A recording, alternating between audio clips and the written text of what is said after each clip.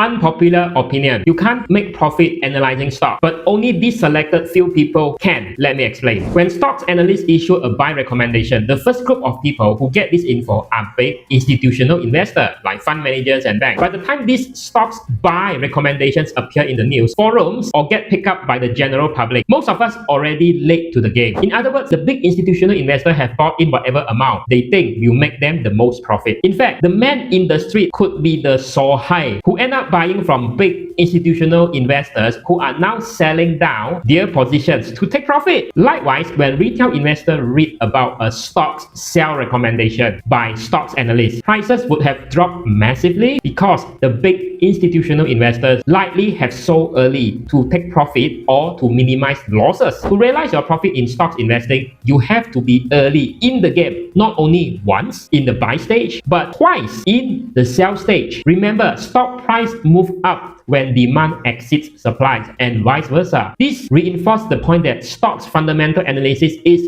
useless because you and the big institutional investors could be looking at the same analysis, but the fact that they are getting this information and react to it 1 hour earlier than you makes all the difference between profit and loss. Watch the next video. Why first-hand real estate property investors find it harder to make money compared to sell property investors.